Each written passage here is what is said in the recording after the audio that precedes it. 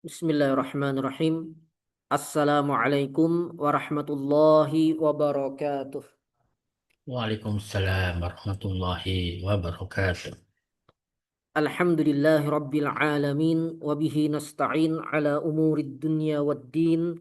Allahumma salli wa sallim wa barik ala nabiyyina Muhammadin wa ala alihi wa sahbihi ajma'in. Allahumma anfa'na bima 'allamtana wa 'allimna ma yanfa'una wa zidna ilma. Allahumma inna nas'aluka ilman nafi'a wa rizqan tayyiba wa amalan mutaqabbala. Subhanaka Allahumma la ilma lana illa ma 'allamtana innaka antal alimul hakim.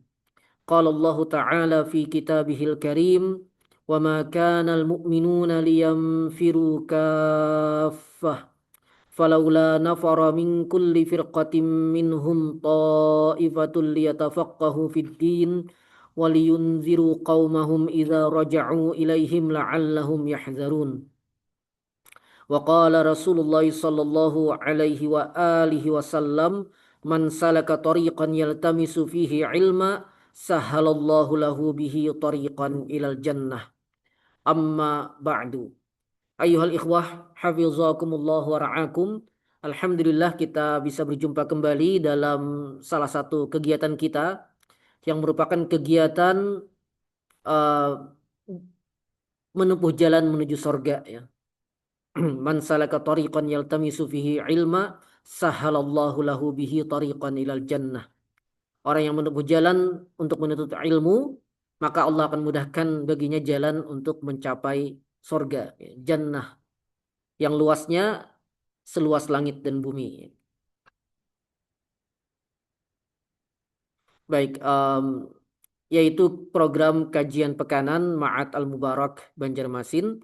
Dan kalau saya tidak salah ingat, hari ini sudah masuk pertemuan ke-20 ya. Untuk pastinya bisa dicek di rekaman di YouTube maupun di Facebook ya. Em, baik, dan kita pada sore hari ini, Alhamdulillah, kita pada sore hari ini akan melanjutkan bagian terakhir dalam slide kita ini, yaitu maratibul idrak, um, al-jahal, asyak, al-zan, dan al-waham. Silakan dibantu baca antum. Nah, al-jahlu sampai akhir aja. Ma al-jahlu Mm. wa intifa'ul fi'li bil maqsudi wa yusammal jahlul wasiti Masih itu. wasitu wal jahlul Mas al-jahlal basita al jahlul murakkabu wal murakkabu ah, wa isna wal isnadul jazim jaza jazamu ghaira jazim. ja ja Mm. Mm. jazimi غير Jazimu ghairul غير mutabiq. مطابق Ya. أو يقال في تعريفه إدراك شيء Mm. شيء شيء على خلاف ما هو به في الواقع Mm. فإدراك الفلاسفة أن العالم وهو ما سوى الله Annal تعالى alama huwa ma siwallahi ta'ala qadimun. نعم حقه هو احتمال أمرين فأكثر من غير ترجيح وجود الظن والاحتمال الراجح 8 الوهم هو الاحتمال المرجوح مثال Misalus salasati ثلاثة تردد at-taraddudu at-taraddudu التردد في قيام زيد nafyihi ونفيه anhu عنه على استواء ila sawa سواء kun. حكم Naam. wa ma'arif rujhani subuti as-subu wa ma'a rujah betul. Ya betul. awil intifa'u Awil intifai fa'id dhanni zannun dhannun wa muqa qabilut tarafir rajihi rajihi wa hammun wahmun. awahmun. Tayyib. Ini adalah kelanjutan pelengkap dari maratibul idrak yang sudah kita bahas dalam 2 pertemuan sebelumnya. Ya, agak panjang saya bahas karena eh, pentingnya pembahasan ini dalam membantu kita mengelola pemikiran kita dan penilaian kita terhadap sesuatu, ya. Dan bahwa hal itu pun dilandasi oleh landasan ilmu yang jelas gitu. Jadi bukan sekadar um, dalam menilai sesuatu itu like and dislike gitu, suka dan tidak suka gitu. Kadang-kadang kita menilai sesuatu itu buruk karena kita tidak menyukainya, dan kita menilai sesuatu itu baik karena kita menyukainya gitu. Atau kadang seseorang begitu lihai dalam berlogika dalam sebuah perkara, tapi dalam perkara lain dia matikan logikanya hanya karena memang mungkin ada hal yang bagi dia itu sudah sebuah dogma yang tidak boleh dibantah gitu ya. Nah, padahal ya, hal semacam itu menunjukkan ada ketidakstabilan, ya. Ada ketidakkonsistenan dalam berpikir gitu. Padahal ya kita harus konsisten gitu ya. Kita harus konsisten, kita harus ya, selalu menilai dengan timbangan yang sama. Sebagai contoh, mengapa kita menerima Al-Quran? Karena eh, karena kita sudah tahu sebelumnya bahwa Al-Quran itu kalamullah. Kita sudah tahu sebelumnya Al-Quran itu kalamullah. Itu bukan dari doktrin, tapi dari proses penalaran akal gitu ya. Proses pemahaman, proses pengambilan kesimpulan ya dari istidlal dan nazar sampai pada kesimpulan bahwa Al-Quran itu memang adalah kalam dari Allah Rabbul Alamin, ya. Jadi itu sesuatu yang didapatkan melalui jalur ilm gitu ya.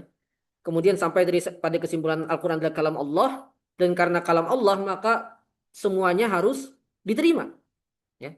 Karena itu kalam dari Allah Rabbul Alamin, kalam dari Allah sang pencipta alam yang memahami tentang keadaan kita, ya. Maka semua khabar di dalam Al-Quran kita benarkan. Setiap perintah dan larangan kita taati, kita jalankan. Karena apa? Karena itu Al-Quran. Tidak boleh kita mengimani, ya, yu'minu bi ba'dil kitab gitu, mengimani sebagian Al-Quran dan wa yakfuru bi ba'diha, dan mengingkari sebagian yang lain. Tidak boleh. Mengapa tidak boleh? Karena Al-Quran itu sebagai satu kesatuan sama gitu. Ya. Dan pisau analisis Al-Quran pun juga nanti sama, yaitu kaidah-kaidah usul fikih ya, dalalatul alfaz gitu. Sebagaimana kaidah yang telah disusun oleh para ulama. Itu stabil. Itu namanya kita menilai sesuatu berdasarkan ilmu, ya. Demikian juga misalnya ketika kita memahami konsep bahwa manusia tidak ada yang maksum kecuali nabi dan rasul. Artinya setiap manusia mungkin salah. Setiap manusia mungkin keliru. Termasuk setiap penyampaian agama dari dia mungkin tidak benar. Ya kan? Jadi harus selalu diuji dengan kaidah-kaidah ilmiah. Betul kan? Ya kan, konsekuensinya begitu. Setiap perkataan itu harus diuji dengan kaidah ilmiah gitu. Sebagaimana kata Imam Malik dan ya umumnya ulama salaf ya, kullun yu'khadhu min qawlihi au yurad gitu. Setiap orang diambil perkataannya ataupun ditinggalkan. Ya. Illa sahibah hadzal qabr, kecuali penghuni kubur ini yaitu Nabi Muhammad, karena yang beliau sampaikan itu kan wahyu ya. Artinya itu perlu ditetapkan kepada setiap orang. Kepada setiap orang. Setiap orang perkataannya harus selalu diuji. Setiap orang perkataannya harus selalu diuji dengan argumentasi, dengan dalil. Apa argumennya? Jadi tidak bisa kita memperlakukan itu atau menggunakan prinsip itu hanya kepada lawan, gitu. Jadi ketika ada orang yang berbeda pandangan dengan kita, oh kita sangat detail sekali gitu untuk menguji argumentasinya benar atau tidak. Tapi ketika yang menyampaikannya guru kita terima sepenuhnya. Kita terima sepenuhnya dengan meningkatkan husnuzonnya sampai di atas ya 1000% gitu ya kalau bahasa ininya. Yang jelas-jelas salah karena yang menyampaikan guru kita anggap benar. Sedangkan perkataan lawan misalnya yang masih muhtamal, masih mungkin benar mungkin salah, masih 50-50, kita langsung bawa ke kemungkinan yang pasti buruk. Nah, ini adalah penilaian yang eh, tidak sesuai kaidah keilmuan.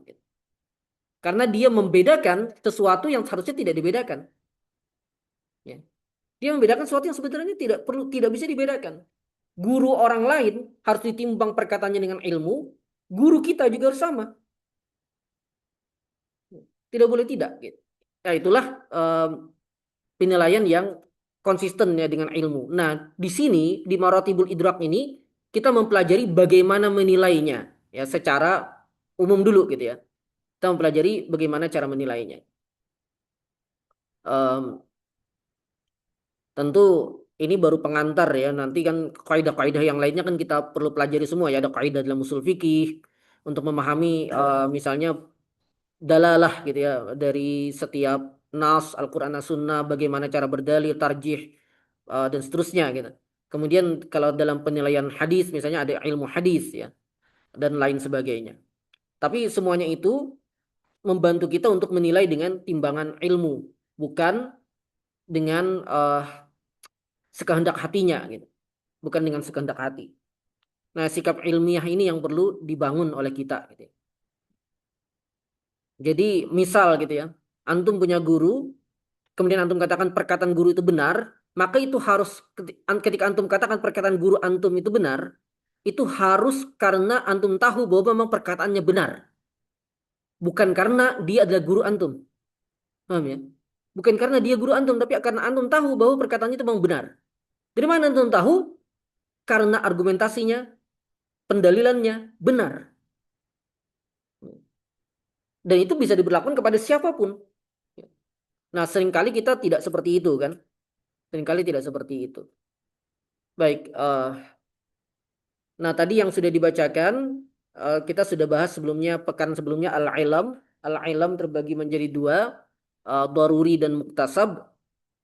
Kemudian tadi dibaca al-jahal. Ini lawan dari ilm ya.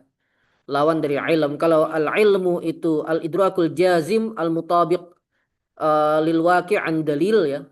Dan tingkat kebenarannya 100%. Nah, jahal ini tingkat kebenarannya 0%. Ya. Ini dalam maratibul idrak ya, inda al-manatiqah ya, inda al-usuliyin juga. Jadi 0%. Kalau sudah 0% berarti tidak ada mungkin benar. Tidak ada kemungkinan benar sedikit pun. Sepenuhnya salah. Sepenuhnya salah. Huwantifa'ul ilmi bil maksud. Dia ketiadaan ilmu terhadap apa yang dituju atau apa yang diinginkan. Wa yusamma dan hazal jahal jenis ini disebut dengan al jahla al basit ya. Wa yusamma al jahla al basit. Jadi jahal itu usuliyun berbeda pendapat. Ada yang menyebut jahal itu hanya satu, ada yang menyebut jahal itu terbagi dua. Nah, di sini beliau mengambil pendapat yang menyatakan jahal itu terbagi dua ya. Jahal itu ada dua. Ada namanya satu jahal basit, al jahlul basit ya, ketidaktahuan yang biasa, ketidaktahuan yang biasa. Yaitu di sini intifaul ilmi bil maksud atau adamul ilmi bisyai, ketidaktahuan kita terhadap sesuatu, itu namanya al jahlul basit. Misalnya saya tanya, berapa harga mobil Lamborghini? Tahu? Nah, tidak tahu, itu jahul basit namanya. Ya. Tidak tahu. Tidak apa-apa juga kan? Tidak harus kita semua tahu gitu. Kita tidak tahu ya sudah gitu. Nah, itu namanya al-jahlul basit. Dan setiap kita tentu ada sisi itu, ya. Setiap kita tentu ada sisi ketidaktahuan, ya. Karena itu kita tidak boleh juga membanggakan pengetahuan kita gitu. Meskipun mungkin kita dianggap sudah mencapai tingkat ya keilmuan tertentu gitu. Tetap banyak hal yang kita tidak tahu, ya. ada cerita yang apa seorang, saya lupa kalau tidak salah seorang profesor gitu atau peneliti gitu ya yang naik perahu gitu ya. Dan kemudian perahunya terbalik gitu ya. Nah, ternyata semua pengetahuan yang dimiliki oleh sang profesor itu tidak digunanya karena dia tidak bisa berenang ternyata. Ya. Nah, dan si yang nelayan satunya dia bisa berenang, dia mungkin tidak tahu banyak hal gitu. Tapi dia tahu cara berenang. Maka saat itu yang selamat adalah dia gitu. Nah, itulah gitu. Jadi setiap kita pasti ada sisi ketidaktahuan ya. Setiap kita pasti ada sisi ketidaktahuan karena itu kita perlu rendah hati. Tambah satu lagi ya bahwa ilmu kita itu kalaupun kita punya ilmu itu kan milik Allah ya. Subhanaka la ilma lana illa ma 'allamtana kata para malaikat kan. Maha suci engkau, kami tidak memiliki ilmu kecuali yang telah engkau ajarkan kepada kami. Dan ilmu kita ini diajarkan oleh Allah Tabaraka wa Ta'ala kepada manusia. Ada yang melalui jalur wahyu, ya, eh, apa diturunkan oleh Allah wa nazzalna 'alaikal kitaba tibyanan likulli syai', ya. Diturunkan oleh Allah melalui wahyu kepada nabi dan kemudian sampai kepada kita. Ada juga yang disampaikan oleh Allah kepada manusia pertama. Wa 'allama Adamal asma'a kullaha. Ya. Jadi ilmu kita ini semuanya baik yang wahyu maupun yang non wahyu semuanya diajarkan oleh Allah. Semuanya dari Allah. Ya. Jadi tidak boleh berbangga-bangga. Nah, dan kembali lagi al-jahl basit ini setiap kita punya gitu. Setiap kita ada. Dan ini tidak apa-apa ya. Tidak apa-apa. Kecuali kalau jahalnya pas ujian ya. Maka nilainya nol. Ya, ya, tapi ya ada apa-apa juga ya. Em, Tidak apa-apa juga gitu. Namanya ujian itu kan menguji pemahaman kita selama ini kan. Kalau memang tidak ada pemahaman ya nol memang harus hasilnya. Kalau kemudian hasilnya tiba-tiba jadi 100 itu kan penipuan ya. Em, dan biasa gitu. Nah, kategori satu lagi adalah namanya al-jahlul murakkab. Menurut sebagian ulama, jahal itu ya jahal murakkab ini. Jadi menurut sebagian ulama jahal basit itu tidak disebut sebagai jahal. Jadi ulama yang menyatakan jahal itu cuma satu, yang mereka maksud dengan jahal itu adalah jahal murakkab. Adapun jahal basit bukan gitu. Nah, tapi bagi yang membaginya jadi dua ya dua, ada jahal basit dan ada jahal murakkab. Di sini beliau katakan al isnadu wal jahlul murakkabu huwal isnadul jazim ghairu al mutabiq.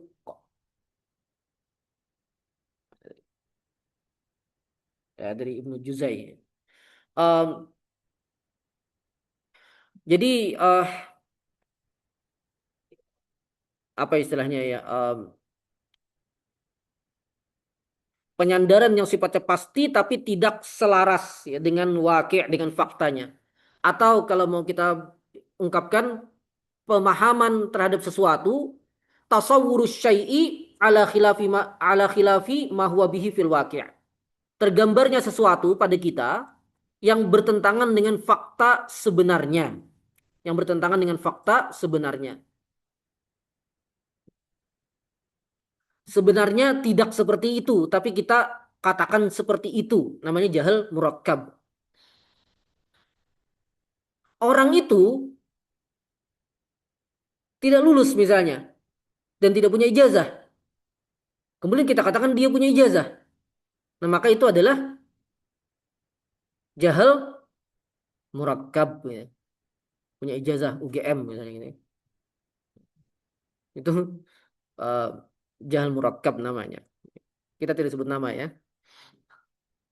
Um, nah itu contoh jahal murakkab. Au yuqalu fi ta'rifihi atau bisa juga dikatakan untuk definisi jahal murakkab idrakus syai'i. Idrak di sini beliau menggunakan kata idrak. Sebagian ulama menggunakan kata tasawur karena tasawurnya seseorang gitu ya. Apa yang ada di benaknya itu uh, apa informasi yang masuk ke dalam benaknya tapi tidak benar gitu. Ya. Nah, di sini beliau katakan idrak ya, pemahaman, pengetahuan terhadap sesuatu ala khilafi ma huwa bihi fil waqi'. Yang bertentangan dengan faktanya fil waqi' dalam faktanya. Ya. Ikan bernafas dengan insang kan? Kemudian kita katakan bernafas dengan paru-paru. Berarti itu bertentangan dengan fakta. Berarti yang kita sampaikan itu jahal. Ya. Berarti yang kita sampaikan itu jahal. Dan tampaknya juga karena itulah maka mengapa Amr bin Hisham yang sebelumnya diberi gelar Abul Hakam kemudian mendapatkan label dari Nabi Abu Jahal. Oh ya, Abu Jahal. Antum dulu ketika masih kecil kita mendengar nama Abu Jahal itu kayak aneh ya. Mungkin mengira kayak orang orang bodoh gitu ya, orang dungu gitu. Bukan, dia itu cendekiawan kelas wahid dari bangsa Quraisy. Dia itu sudah masuk Darun Nadwah. Darun Nadwah itu kayak lembaga musyawarah tertinggi gitu. Orang-orang Quraisy di Makkah dan biasanya yang mengisi itu orang-orang sepuh, para tetua, para tetua suku gitu. Nah, Amr bin Hisham ini Abul Hakam ini sudah masuk di usia muda. Saking cerdasnya dia. Dia itu cerdas, dia itu orang yang cerdik cendikia. Dia itu kalau di kita itu profesor doktor gitu. Kalau zaman kita sekarang dia cendikiawan apa lah gitu gitu lah. Dia itu begitu, Abu Jahal seperti itu. Abul Hakam, Nabi memberi label dia Abu Jahal sebagai kebalikan ya. Untuk menunjukkan apa? Untuk menunjukkan dia jahal. Karena apa? Karena dia tahu kebenaran Islam tapi dia tolak. Dia menolak kebenaran Islam padahal dia tahu. Akhirnya disebutlah Abu Jahal. Ya mirip lah ini eh, ya jahal tuh begitu gitu. Makanya kalau kita mengatakan ada profesor yang ngawur, kita katakan jahil dia. Tidak apa-apa. Asal memang pemahamannya konsisten gitu ya. Pemahamannya konsisten. Kita kadang-kadang terpana ya kalau melihat orang yang kelihatan intelek itu berarti pernyataannya pasti benar gitu kan. Padahal tidak juga. Nah, bagaimana kita menilai itu ya kita harus punya ilmu juga. Tidak boleh juga kita mengatakan salah padahal kita tidak tahu kan. Tapi kalau kita sudah tahu tentang sesuatu, kita punya ilmu tentangnya dan kemudian pernyataan orang itu jelas ngawur, ya ngawur gitu. Siapapun dia. Siapapun dia kita katakan dia ngawur gitu. Nah, di sini sebagaimana dikatakan di sini oleh beliau dan ini contoh yang berulang kali kita akan temukan dalam banyak sekali kitab usul fikih ya. Ka idrakil falasifah annal alama wa huwa ma siwallah ta'ala qadim. Seperti pengetahuan para filsuf. Ini perdebatan panjang ya dalam filsafat tentang konsep alam. Ya, apa itu alam dan apakah alam itu hadis atau qadim? Mutakallimin ya dan kebanyakan usuliyun kan mutakallimin ya. Mutakallimin sepakat bahwa alam itu hadis. Alam semesta ini hadis. Artinya didahului oleh ketiadaan. Ya, yasbiquhul adam. Didahului oleh ketiadaan. Jadi ada sesuatu, saya tidak katakan waktu ya, karena kalau waktu kan waktu itu ini sebelum ada waktu gitu. Jadi konsep mutakallim sebelum ada waktu. Ehm, ada ya ya untuk sekadar memudahkan ini aja ya, memudahkan bahasa aja ya. Ada masa di mana saat itu tidak ada sesuatu pun illallah kecuali Allah. Gitu. Nah, jadi saat itu tidak ada alam itu tidak ada, semua selain Allah itu tidak ada. Nah, kemudian setelah itu diciptakan oleh Allah. Itulah konsep alam itu hadis. Ya. Dan alam dimaksud ini semua selain Allah. Semua selain Allah Ta'ala itu tidak ada. Nah, sedangkan falasifah, em, falasifah tentu juga memahami sebagaimana kita bahwa afrod satuan dari alam itu kan memang sebelumnya tidak ada gitu ya. Ini sebelumnya ada manusia sebelumnya si fulan sebelumnya tidak ada kemudian ada itu kan. Tapi sebagai sebuah kesatuan keseluruhan alam itu qadim, tidak pernah tidak ada. Nah, ini konsepnya para filsuf dan kalau antum baca penjelasan mereka pusing ya. Ingat filsuf itu disebut baru bisa sah disebut filsuf ya. Yang sebenarnya kalau memang orangnya kuat mikir ya. Dan setiap pekan lalu sudah kita sampaikan ya. Salah satu cara agar bisa banyak mikir adalah nganggur ya. Orang kebanyakan kerja itu tidak kuat mikir dia. Udah lelah, otaknya udah lelah. Eh, ya para filsuf itu orangnya jenius dan apa dan juga sekaligus punya banyak waktu untuk berpikir, merenung. Nah, jadi orangnya pinter-pinter gitu. Tapi mereka sampai pada kesimpulan alam itu qadim. Dan ini bagi mutakalimin bertentangan. Maka menurut penilaian mutakalimin, pemahaman falasifah bahwa alam ini qadim itu jahil. Ya. Ini contoh menarik ya. Sebenarnya kan bisa banyak ya contoh jahil ini kan. Tapi mereka satu membawa ke konsep kalamiah, konsep kalam, pembahasan kalam tentang alam. Kemudian yang kedua, dan itu memang khas ya karena ya usul fikih kan banyak sekali masail kalamiah yang dibahas ya dalam kitab-kitab usul fikih. Itu satu. Yang kedua juga ya ini bisa jadi contoh bahwa falasifah pun yang cerdas luar biasa pun itu juga bisa jatuh pada jahil gitu ya. Pada kesalahan, salah kaprah terhadap sesuatu. Jadi em, penilaian satu konsep itu masuk pada jahil atau tidak, itu hal itu masuk jahil pada tidak adalah apakah dia sesuai dengan faktanya atau malah bertolak belakang dengan faktanya. Jadi ini objektif gitu ya. Objektif. Kita tidak melihat dari siapa yang menyampaikan, tapi dari fakta objektifnya itu benar atau salah.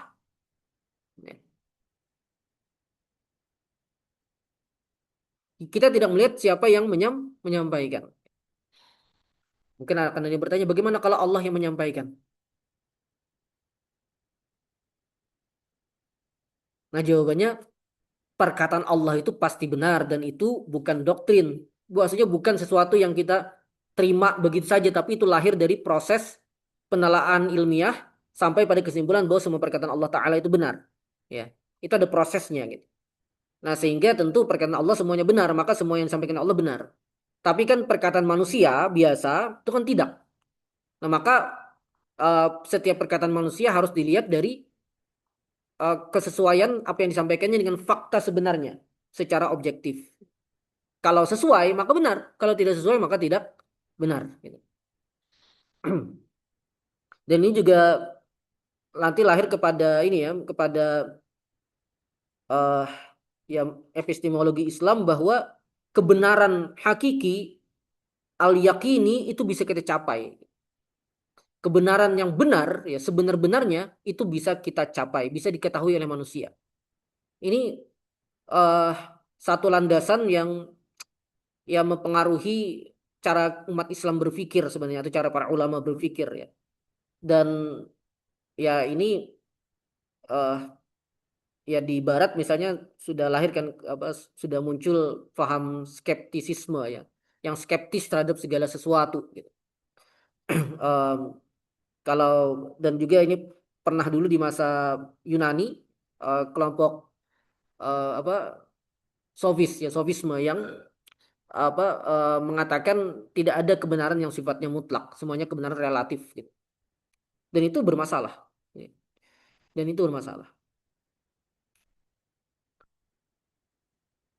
Nah, Islam punya pandangan bahwa kebenaran itu bisa ditemukan gitu. Kebenaran itu bisa ditemukan sampai pada derajat al-yakin, al-ilmu yaqini. Nah, kemudian bagaimana cara kita sampai kepada kebenaran yang sifatnya pasti itu? Maka melalui dalil, ya. Dalil yang qat'i juga. Makanya penting bagi kita mempelajari dalil-dalil gitu. Termasuk juga penting bagi kita mengetahui sumber-sumber kita bisa menemukan kebenaran itu, masadirul ma'rifah gitu ya. Nah, nanti itu masuk ke dari mana kita bisa mengetahui sebuah kebenaran. Yang oleh kalangan empirisme kan kebenaran itu hanya bisa didapatkan melalui bukti empiris. Nah, nah itu perdebatannya eh, perdebatan ranah filsafat ya. Perdebatan ranah filsafat dan Islam punya pandangannya sendiri. Baik. Nah, jadi kembali yang bertentangan dengan fakta, bertentangan dengan hakikat sesuatu, bertentangan dengan realita yang bisa kita temukan, maka semuanya itu adalah jahil. Atau dengan bahasa lain jahil murakkab. Itulah jahil murakkab. Jadi dalam maratibul idrak ini jahil ini tidak terkait dengan IQ ya. Tidak memang ada istilah lain untuk yang IQ itu ada istilah lain, tapi ini tidak terkait dengan IQ. Ini terkait dengan pemahaman kita terhadap satu konsep apakah itu sesuai dengan kebenaran atau malah sebaliknya. Atau malah sebaliknya.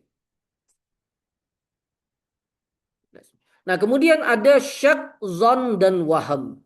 Syak, zon, dan waham ini berada di antara ilm 100% dan jahil 0%. Ya. Jadi ada ilm 100% kan? Kemarin tuh ilm daruri maupun ilm muktasab tuh sama-sama 100%. Jahal 0%. Tidak mungkin ada kebenaran. Ilm 100%. Tidak ada ruang untuk kesalahan. Ya.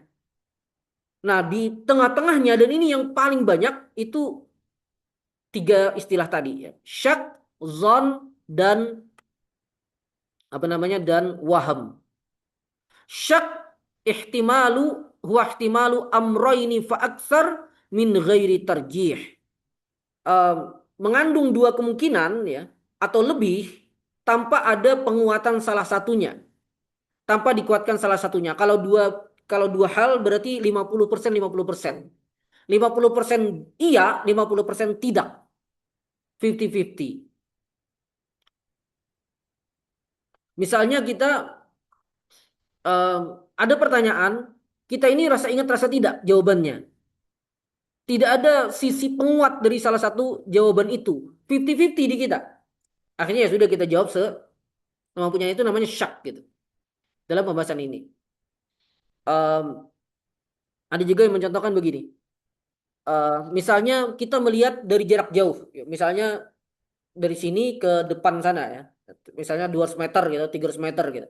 Kita lihat dari jarak jauh, ada satu sosok gitu ya di sekitar 200 meter itu. Dan kemungkinannya ada dua, manusia atau patung gitu. Dan tidak ada faktor penguat salah satunya. Karena jauh kan. Langsung katakan ya didekati, ya itu memang lain cerita. Itu kan berarti upaya untuk menemukan kebenaran kan. Tapi ini kita dari jarak jauh itu, kita lihat ini apakah ini manusia atau bukan gitu. Dan tidak ada satupun dari dua kemungkinan itu yang lebih kuat saat itu. Nah maka saat itu berarti kita berada pada kondisi syak. Kita syak terhadap sesuatu itu. 50-50. Bagi kita, kemungkinan sosok itu adalah manusia 50%. Kemungkinan sosok itu adalah patung 50%. Itu namanya syak. Kemudian az-zan. Zan huwal ihtimalur rajih. Wal waham huwal ihtimalu al marjuh. Syak 50-50. Zan kemungkinan yang rajih, kemungkinan yang kuat. Jadi contoh yang sosok tadi itu, kalau kemudian ada tanda-tanda yang menguatkan salah satu. Misalnya apa? Tangannya melambai-lambai. Maka kemungkinan bahwa dia manusia lebih be, lebih besar. Maka berarti itu zon. Zon kita bahwa itu adalah manusia. Karena ada tanda-tanda penguatnya. Nah, kemungkinan yang satunya lagi, kemungkinan satunya alternatifnya yaitu itu patung, berarti jatuhnya ke waham. Karena dia lemah, menjadi lemah.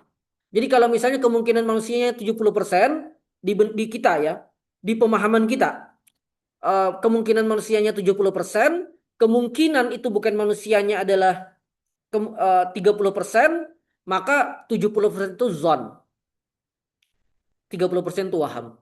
Atau dalam fikih misalnya seorang Syafi'iyah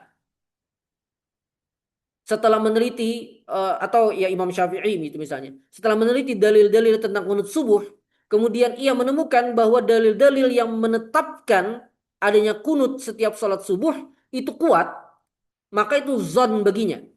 Kemungkinan benarnya ya mungkin 70, mungkin 80, mungkin 90 tergantung penelitian dia. Tapi memang tidak sampai 100% karena masih ada kemungkinan yang sebaliknya. Cuma dalam pembahasan kita kemungkinan sebaliknya itu waham namanya. Derajatnya persentasenya jauh lebih kecil bagi Syafi'iyah.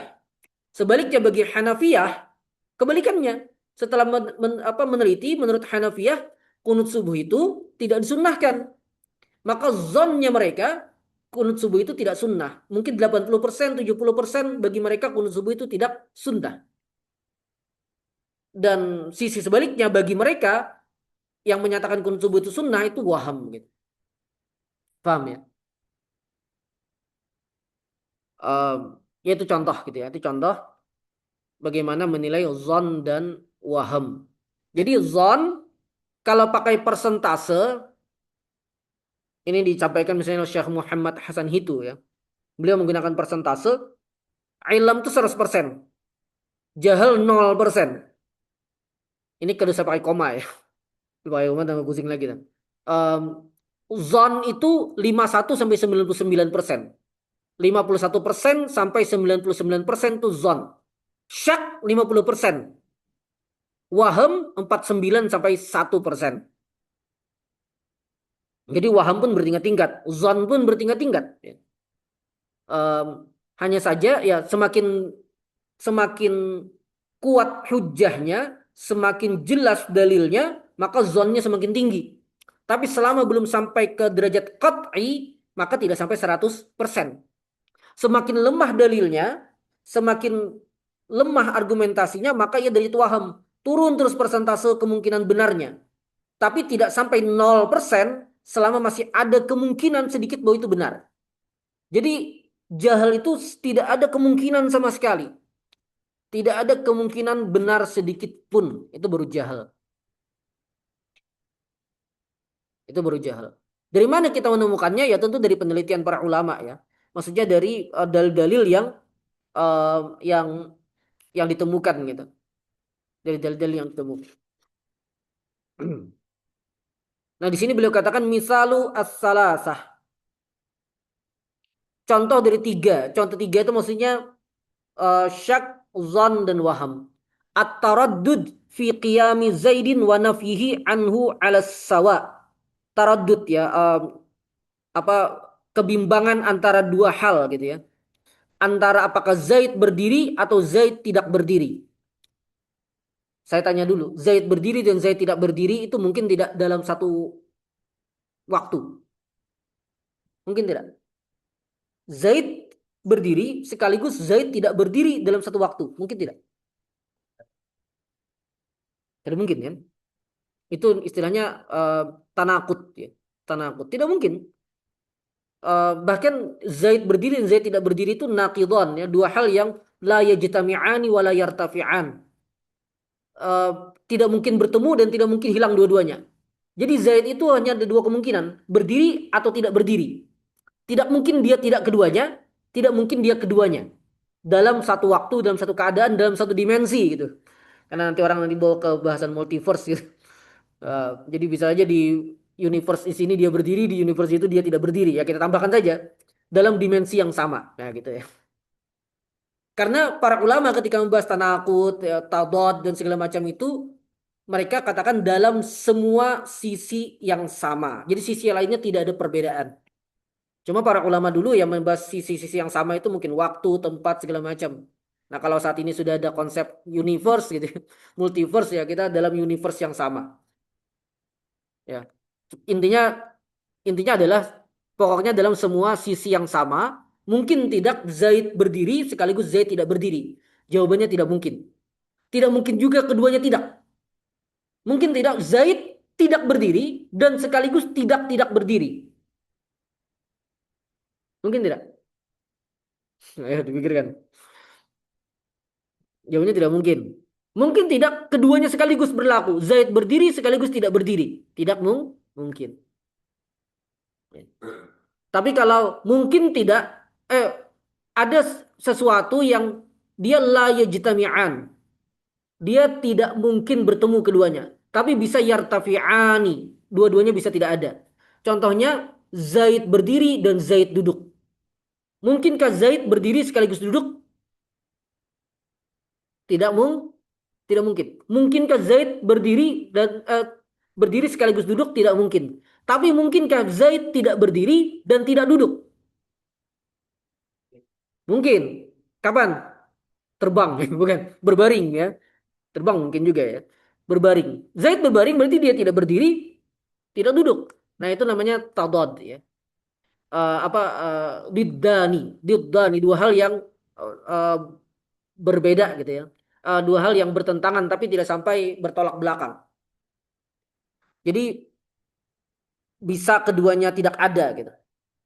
Tapi tidak mungkin keduanya ada. Nah, kalau naqidon tadi keduanya tidak mungkin bersama, keduanya tidak mungkin tidak keduanya gitu. Nah, itu. Ini penting ya untuk membangun apa kemampuan berpikir kita. Jangan sampai kita terkecoh lagi ya. Pertanyaan ala motivator. Bagaimana cara masukkan gajah ke dalam kulkas? Buka kulkasnya, masukkan gajahnya. Kan begitu, motivator itu sejak dulu kan begitu. Dia meremehkan akal kita. Dia meremehkan akal kita. Padahal akal kita selalu mengatakan benda yang besar tidak mungkin bisa masuk ke dalam benda yang kecil.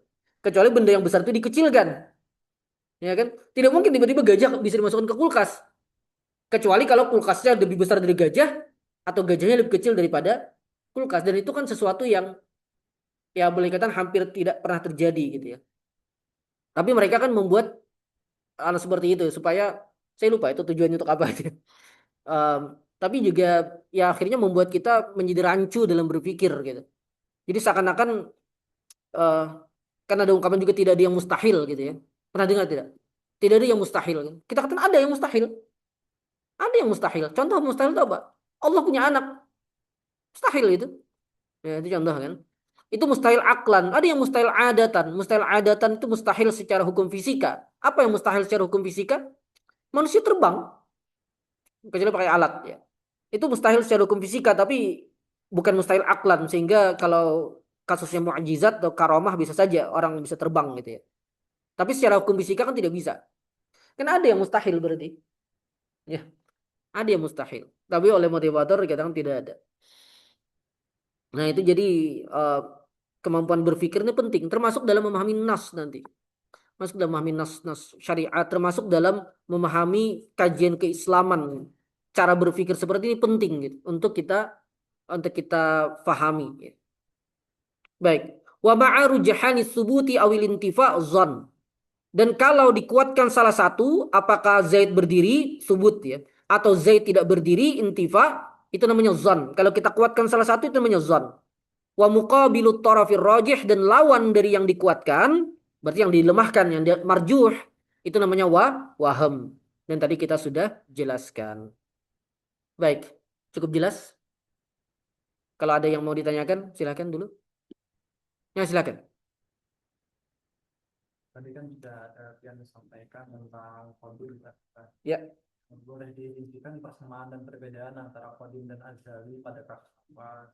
Pada pada sifat Allah apa? Yang belum tahu kan memang belum paham nanti.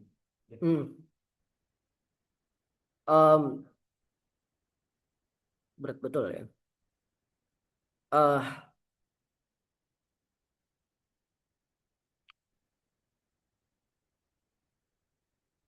Nah, di sini saya coba bacakan menurut sebagiannya. Al-azali a'ammu minal qadim.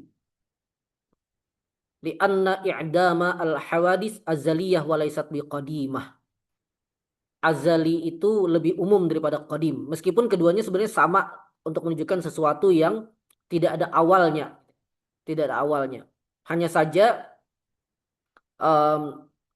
qadim itu untuk sesuatu yang maujud, ya, untuk sesuatu yang ada gitu. Untuk sesuatu yang ada. Sedangkan azali dia a'am, baik sesuatu itu ada ataupun tidak ada gitu. Sesuatu yang ada atau sesuatu yang tidak ada, tidak pernah ada gitu. Jadi tapi kembali ke konsep tentang Allah secara umum sebenarnya ya uh, ya digunakan dalam hal yang hampir sama gitu ya. Jadi apa yang qadim ya Allah dan zatnya. Allah dan zatnya. Zat Allah dan sifat-sifatnya itu qadim. Itu qadim. Sederhananya begitu. Zat Allah dan sifat-sifatnya itu qadim. Hanya saja kalau masuk dalam pembahasan perincian nanti ada khilaf, ada perdebatan panjang tentang sifat kalam misalnya dan segala macam. Termasuk juga tentang sifat khalaq gitu, menciptakan gitu.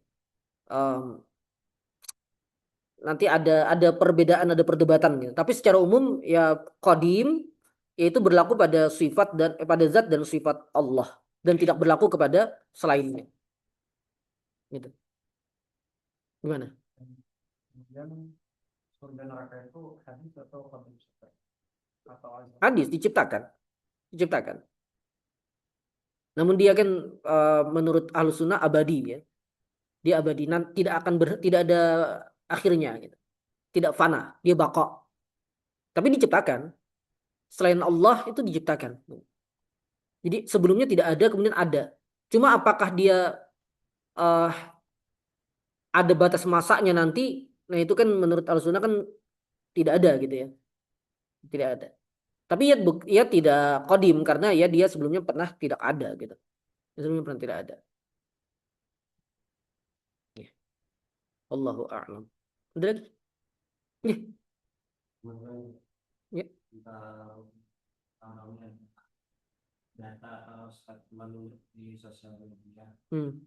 tentang negara paling berbahagia itu adalah negara yang tidak beragama, Ya. contohnya seperti Finlandia, Hmm. Swiss. Ya.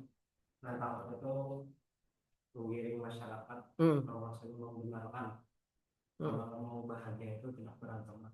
Hmm. Bagaimana pandangan Islam? Iya, ada pernyataan menarik dari Anies Baswedan tentang bagaimana cara kita membaca statistik ya. Saya uh, ya kebohongan dengan statistik gitu. Bagaimana berbohong dengan statistik. Rasanya Anies Baswedan pernah ini ya ketika dia mencoba ketika dia ini mereview buku gitu. How to Lie with Statistik gitu. Jadi ketika ada statistik, kita kita paham bahwa statistik itu oleh lembaga yang kredibel itu benar gitu. Secara statistik ya benar. Makanya banyak orang yang kalau sudah momen pemilu kan menolak statistik, menolak quick count segala macam itu kebanyakan konyol ya. Termasuk yang sempat sujud syukur dulu itu. Ya, tahun 2019 ada yang sujud syukur ya. Itu kan konyol juga kan. Dan terlihat kan akhirnya sekarang ya, dulu saat itu banyak yang membela-bela gitu. Ah benar ini kecurangan-kecurangan ya. Memang dasar konyol. Aslinya memang konyol. Jadi secara umum kalau lembaga yang mengeluarkan itu kredibel, statistik itu benar, ya. Statistik itu benar gitu. Jadi cuma yang banyak tidak diketahui orang adalah cara membaca statistik itu. Itu yang jarang dipahami orang. Sehingga pilihan tuh kadang-kadang bagi kita cuma dua. Menolak statistik dengan dengan ya denial kayak tadi ya, kayak orang-orang yang menolak hasil pemilu tadi, dan itu ya kekonyolan gitu. Dia tidak mengerti bagaimana statistik bermain gitu. Nah, yang kedua, yang menerima sepenuhnya, termasuk juga tidak usah yang itu ya, ada juga data ini kan daerah-daerah yang intoleran dan daerah yang toleran gitu. Ternyata kebanyakan daerah-daerah yang toleran itu kan daerah-daerah non-muslim. Dan daerah-daerah yang intoleran ternyata daerah-daerah yang keislamannya kuat. Nah, sebenarnya kan bagaimana cara kita membaca itu? Ya baca data data surveinya itu apa gitu. Yang didata itu apa gitu. Tolok ukur sesuatu itu dianggap toleran dan intoleran itu apa? Termasuk dalam data statistik negara yang paling bahagia tadi. Bahagia itu apa? Happiness itu apa gitu. Kalau ternyata ukurannya adalah kesejahteraan, memang iya, ya kan? Tapi kan Finlandia itu rasanya angka saya lupa angka apa itu. Ada jadi angka entah kalau tidak salah angka kejahatan atau angka depresi, angka bunuh diri atau mirip-mirip begitu itu tinggi. Ada itu ada penelitiannya juga. Nah, jadi angka happiness yang mereka maksud itu apa gitu. Itu kan yang perlu perlu dibaca gitu. Dan tentu definisi kebahagiaan sendiri kan juga belum tentu sama gitu. Jadi kita tidak menolak statistiknya kalau memang dikeluarkan oleh lembaga yang kredibel, tapi bagaimana cara kita membaca statistik itu? Ya. Anies Baswedan kan bicaranya masalah politik kan. Dia sebagai perlawanan untuk data statistik dari pemerintah gitu. Yang memang datanya betul, tapi interpretasinya kan yang dalam tanda petik menipu gitu. Nah, maka kita juga perlu memahami seperti itu. Um, ya jadi dilihat ukurannya gitu apa kebahagiaan yang dimaksud itu gitu. Negara-negara yang ateis misalnya mereka bahagia ya apa ukurannya? Kemungkinan besar kan saya pernah baca sedikit ya. Ya di antara yang diukur itu kan memang kesejahteraan ekonomi kan, ketersediaan lapangan kerja dan segala macam. Hal-hal yang sifatnya memang sangat sangat duniawi gitu. Dan memang bagi mereka mungkin itu bahagia, ya. Cuma dalam beberapa hal tadi kan negara-negara yang eh, dengan ciri seperti itu ternyata angka kejahatannya tinggi, angka depresinya tinggi, kan, angka bunuh dirinya tinggi, eh, angka kebingungan hidupnya tinggi. Ternyata banyak juga yang begitu gitu. Nah, maka dilihat ini loh, dilihat em, kan yang biasanya dibagikan ke orang itu kan cuma hasil finalnya ya dan ringkasan gitu. Ya, kalau mau meneliti betul-betul dibaca cara penelitiannya, cara pengambilan sampelnya, apa yang dijadikan apa eh, poin-poin pertanyaannya gitu. Teori dasarnya tentang kebahagiaan itu apa? Nah, itu kan perlu kita teliti betul-betul. Saya sih percaya bahwa memang penelitiannya betul. Tapi yang salah adalah mungkin teori dasar tentang apa itu kebahagiaan. Ya. Apa itu konsep kebahagiaan dan seterusnya gitu. Sama kayak intoleransi-toleransi tadi misalnya ya. Kalau kemudian misalnya ciri intoleran adalah kalau gereja dan masjid berdampingan. Ciri toleran gitu. Gereja dan masjid berdampingan. Ya susah kan di wilayah yang memang homogen itu Islamnya kuat ya. Tidak menemukan gitu. Oh berarti dianggap intoleran. Misalnya kan aneh ya. Nah itu cara membacanya itu penting. Eh, ya itulah gitu. Banyak yang ya. Bagus tuh Anies Baswedan itu. Meskipun saya aneh, ya kan, tidak Anies Baswedan ya bukan Islamis ya.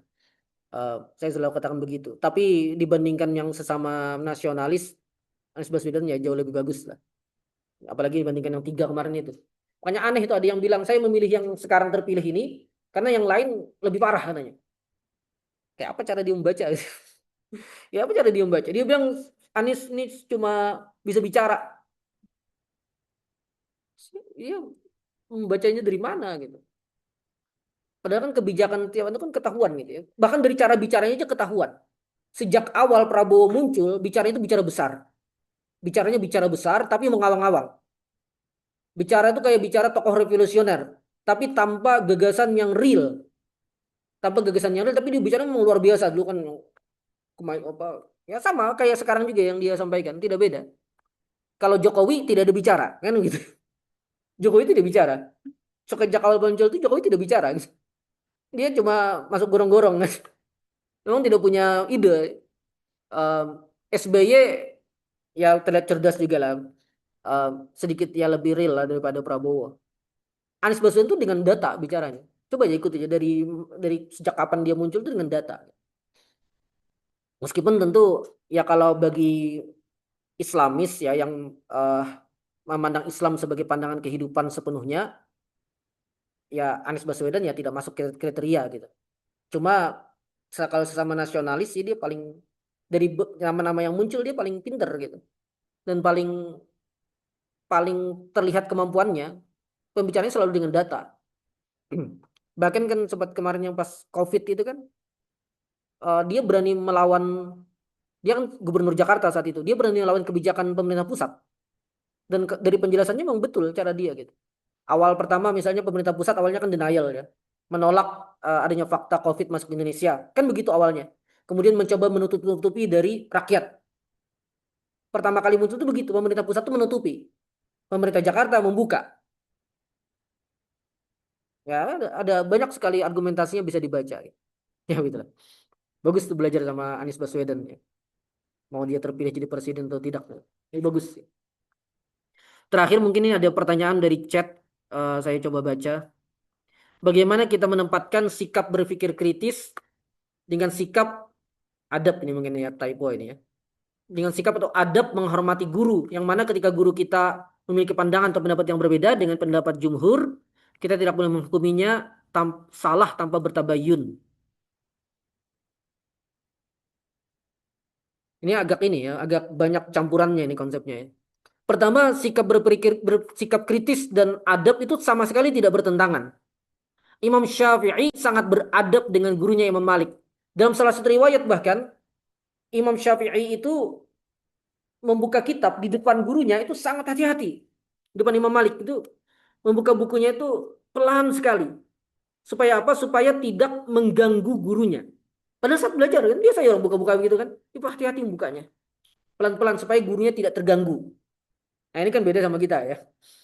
Eh, saya pernah berada di majelis yang seperti itu ya.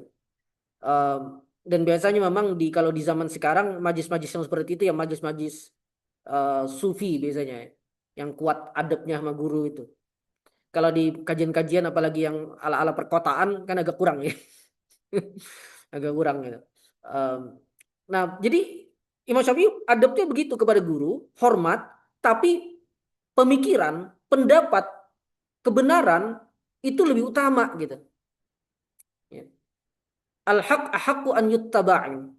Kebenaran itu lebih layak untuk diikuti. Maka kalau ketika beliau, tapi dengan syarat sudah punya ilmu ya. Murid juga dilihat juga muridnya sampai level apa dulu gitu. Nah kalau muridnya sudah sampai level keilmuannya bisa mengimbangi gurunya, maka tidak masalah sang murid kemudian untuk mengkritik gurunya. Dan Imam Syafi'i punya banyak kritik terhadap pendapat Imam Malik. Imam Syafi'i itu punya kritik terhadap Imam Malik, punya kritik terhadap Imam Abu Hanifah. Biasa gitu. Dan apakah itu dianggap tidak beradab sama guru? Tidak masalah. Boleh-boleh saja. Asal ilmiah, asal dilandasi oleh ilmu dan sama sekali bukan untuk merendahkan sang guru, tapi untuk membela kebenaran. Karena kebenaran itu lebih utama untuk diikuti. Dan itu sama sekali tidak tidak merendahkan guru gitu. Bahkan guru yang hatinya lurus ya, hatinya bersih, tidak akan marah ketika muridnya mengkritik. Maksudnya tidak akan marah secara personal ya. Adapun kalau kemudian membantah lagi tidak apa-apa, namanya juga perdebatan kan. Tapi tidak akan marah secara personal karena memang itu wajar gitu. Itu wajar. Umar sangat menghormati Abu Bakar, tapi ketika Umar merasa ada pendapat Abu Bakar keliru, ya beliau kritik. Gitu. Tidak ada masalah. Nah, kemudian di sini dilanjutkan pertanyaannya dengan kita tidak boleh menghakiminya salah tanpa bertabayun. Ini persoalan lain lagi ya. Ini misalnya kalau ada pernyataan bahwa guru kita keliru gitu. Nah, bagaimana cara kita menilainya? Ya jawabannya kita harus objektif. Kita harus objektif. Bagaimana saya sampaikan di awal tadi, dilihat kebenarannya seperti apa. Apakah gurunya memang benar atau salah? Udah prinsipnya begitu saja. Pilihannya kan tiga. Gurunya benar, gurunya salah, kita tidak tahu. Pilihannya kan cuma tiga itu. Ya kan? Tergantung kita. Dan memang ini ya tergantung persoalan yang dibahas juga gitu. Apakah benarnya itu sampai qat'i atau benarnya zanni gitu. Tapi ya pilihannya cuma tiga. Guru kita benar, guru kita salah, atau kita tidak tahu. Kalau guru kita benar, bela. Tapi membelanya itu membela karena benar. Bukan membela karena guru. Membela karena benar. Jangan bahkan kita perlu bela itu mau guru kita atau siapapun itu. Kalau kita punya waktu untuk membela, kita bela. Bukan karena itu guru kita saja, tapi karena memang beliau benar gitu. Beliau benar. Orang menyalahkan karena salah paham, ya kita jelaskan gitu. Saya misalnya ada Syekh Yusuf Al-Qaradawi, jelas beliau bukan guru saya. Tapi ya saya banyak istifadah dari beliau gitu. Nah, ada orang yang menyalahpahami kan Syekh Yusuf Al-Qaradawi pandangannya kan sering ini ya. Beliau pro demokrasi. Pro demokrasi. Beliau menganggap demokrasi itu sejalan dengan Islam. Oleh sebagian orang disalah kaprahi. Karena demokrasi kan menurut mereka itu kan mengganti hukum ya. Menyerahkan penetapan hukum dari Allah kepada manusia. Dan itu kekufuran. Jadi bagi mereka Syekh Yusuf Al-Qaradawi mendukung kekufuran. Padahal kalau kita baca betul-betul penjelasan beliau, yang beliau maksud dengan demokrasi yang beliau dukung itu adalah ketika rakyat diberikan pilihan untuk mengawasi pemerintahan gitu. Ketika rakyat diberi pilihan untuk melakukan amar ma'ruf nahi mungkar kepada penguasa dan semisal itu gitu. Jadi tidak ada hubungannya dengan mengganti syariat. Ya bagi beliau mengganti syariat itu juga haram dan kekufuran, tidak ada beda pendapat. Tapi perbedaannya hanyalah demokrasi itu hakikatnya yang mana. Bagi Al-Qaradawi demokrasi itu hakikatnya adalah perlawanan terhadap tirani. Jadi beliau lebih berat ke aspek itu, bukan ke aspek hukum. Makanya saya sempat katakan yang dimaksud oleh Al-Qaradawi itu kalau mau kita pakai istilah, kemungkinan besar istilahnya itu demokrasi Islam gitu. Nah, apakah demokrasi Islam itu beneran ada atau tidak itu lain cerita. Tapi yang beliau maksud itu. Sama sekali beliau tidak mengatakan boleh mengganti hukum syariat dengan selainnya. Nah itu kan kita bela gitu. Kita bela mengapa? Karena orang salah kaprah. Orang salah kaprah. Mau guru kita, mau syekh yang kita kagumi atau siapapun itu, kalau kita punya waktu ya memang tidak wajib ain ya, tapi kalau kita punya waktu dan kita bisa membela, kita bela karena benar. Lalu bagaimana kalau guru kita salah? Ya jangan dibela. Kalau perlu ya katakan saja guru saya memang salah, tapi ya siapa sih manusia yang tidak bisa salah? Ya kan? Ini kan sama sekali tidak meruntuhkan wibawa dan keagungan beliau, tidak tidak menganggap tidak membuat beliau menjadi jatuh kewibawaan ilmu beliau, tapi ini malah menunjukkan bahwa beliau manusia biasa, mungkin benar, mungkin salah. Dan sekaligus ini pelajaran bagi kita bahwa guru kita itu bukan nabi yang maksum. Nah, biasanya kan bisa dibuat begitu. Tapi kita mengakui bahwa guru kita memang salah. Nah, kalau kita tidak tahu, ya sudah. Ya kalau tidak tahu ya mau gimana lagi? Apakah perlu tabayun? Ya tergantung. Tabayun itu kan kalau kita ingin menilai kan. Kalau ingin menilai sesuatu ya kita cross check dulu. Tapi kalau kita memang mau abstain aja, saya udah kebanyakan pikiran gitu, ngapain ngurusi yang itu, ya sudah gitu. Jangan ikut bicara, ya kan? Masalahnya kan orang selama ini ketika bertemu hal-hal seperti itu bukan timbangan kebenaran yang diambil, tapi ini guru saya. Akhirnya jadinya berbalas-balasan, saling bermusuhan bukan karena ingin mencapai kebenaran, tapi karena pembelaan kepada guru masing-masing. Dan salahnya itu di situ gitu. Kan sederhana sekali kan? Sederhana sekali. Cuma memang ya kita kebanyakan tidak bersedia bersikap seperti itu, entah karena apa gitu ya. Kita banyak yang tidak bersedia seperti itu. Itu berlaku kepada guru, kepada ormas, mungkin kepada kelompok, kepada apapun itu yang melekat pada kita. Ya kan kalau ormasnya dikritik gitu, langsung marah besar gitu. Padahal kan harus dilihat dulu kritiknya benar, salah, atau kita tidak tahu. Kan begitu, sama aja kan? Sama saja. Apakah benar atau salah atau kita tidak tahu. Kan selalu seperti itu pilihannya. Selalu seperti itu. Kepada siapapun gitu. Jangan juga, kadang-kadang ada juga ini sebaliknya, karena dianggap berbeda afiliasi, berbeda kelompok, berbeda berbeda inilah lingkungannya, kemudian perkataan orang itu dibuat salah. Perkataan orang dibuat salah. Saya pernah membuat satu pernyataan singkat tentang fikih. Satu kasus fikih saya sampaikan tulis singkat. Tidak ada salah sama sekali. Kemudian ada ustadz yang mengkritik, menganggap pernyataan saya salah. Dan setelah ditelusuri ternyata ustadznya itu yang salah. Pada kasus fikih itu, ustadz tersebut yang salah. Cuma entah karena apa, banyak yang menyerang ke saya. Banyak yang menyerang ke saya. Termasuk ada yang menulis, panjang sekali menulis. Sebenarnya intinya pernyataan saya tidak salah. Intinya sebenarnya pernyataan saya tidak salah. Tapi dia buat tulis pernyataan itu untuk menunjukkan saya tidak bijak. Kan aneh gitu. Kok bisa saya tidak bijak padahal tulisan saya tidak salah gitu. Nah, itu kenapa? Ya karena ada semangat untuk menguliti orang yang mungkin tidak dia sukai gitu. Ada semangat menguliti orang yang tidak disukai. Padahal kan objektif saja gitu. Benar ya benar, salah ya salah, tidak tahu ya tidak tahu. Kenapa orang benar kemudian dikesankan jadi salah? Atau orang salah dibuat kesan jadi benar? Kan jadi bermasalah di situ gitu. Atau kita tidak tahu tapi kita ingin ikut terlibat. Jadi menyalahkan membenarkan tanpa dasar gitu. Itu tidak boleh. Itu berlaku kepada siapapun. Kepada siapapun, kepada guru, kepada siapapun. Tidak boleh di sikapnya tidak boleh berbeda gitu. Dan itu sama sekali tidak ada pertentangan dengan adab ya. Antum tidak beradab kepada guru itu kalau antum sandalnya antum curi. Gurunya bingung, "Ini sandal saya mana?" gitu. Ternyata dia curi kan. Nah, itu tidak beradab gitu, atau mau ngasih makan ternyata makanannya basi misalnya, tidak beradab sama guru itu kan. Ya begitulah, hal-hal sederhana begitu. Baik, itu mungkin ikhwafillah hafizakumullah kita cukupkan. Insyaallah pekan depan kita lanjutkan. Hadanallahu wa iyyakum ajma'in. Wassalamualaikum warahmatullahi wabarakatuh.